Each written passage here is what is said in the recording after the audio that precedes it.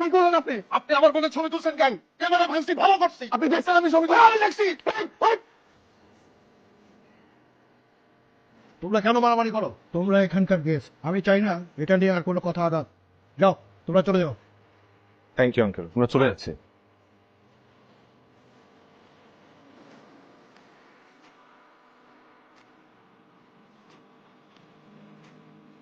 দোস্ত, আমি মেয়েটাকে কোনোভাবেই বলতে পারছি না।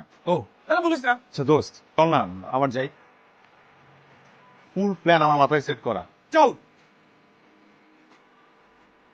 আসছে আসছে। তোর কাছে কাগজ আছে না? টিস্যুতে আমার নাম্বারটা লেখ তাড়াতাড়ি।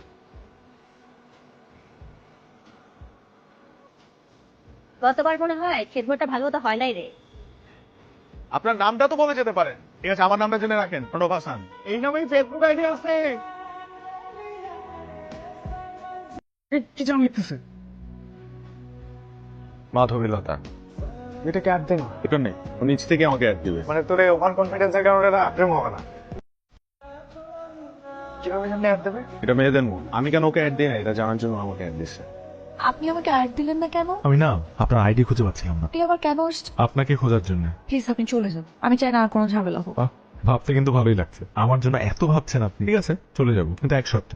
আমি চলে গেলেও আপনি আমাকে টেক্সট করবেন। চেষ্টা করব। আচ্ছা ঠিক আছে, কলেজের রাস্তা তো চেনাই আছে আমার। আচ্ছা ঠিক আছে, দিব। পরের দিন আমরা ঢাকা চলে আসি, সাথে নিয়ে আসি মাধবীলতার সাথে সুন্দর একটা মিষ্টি স্মৃতি।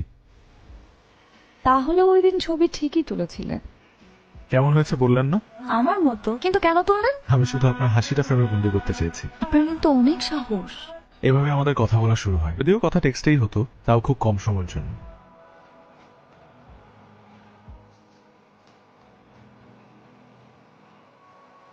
দোস্ত পুরো দমে চলতেছে।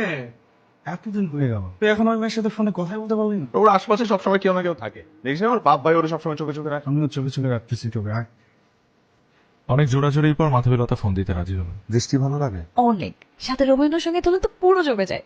আপনার রবীন্দ্রসঙ্গীত পছন্দ? খুব, তোমার প্রেমে পড়ার পর থেকে।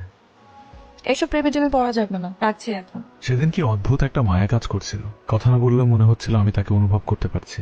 আজকের পর মাধবীলতার প্রতি প্রেমটা যেন জেঁকে বসেছে। এরা সব সময় বলে সময় চলে যাওয়ার আগেই মনের কথাটা বলে দেওয়া উচিত। তাই সাহস নিয়ে মাধবীলতাকে মনের কথাটা বলেই ফেললাম। মাধবীলতা, তুমি আমার জীবনের সবচেয়ে সুন্দর অধ্যায় হয়ে এসেছো। আমি সারা জীবনের জন্য তোমার হাতটা আমার হাতের মধ্যে চাই। দেখেন, আমার আর আপনার দূরত্ব অনেক। জানি না আবার কবে দেখা হবে। এত দূরে থেকে কিভাবে সম্ভব? দূরত্বে কি আসে যায়, ভালোবাসা তো অনুভবে জন্ম।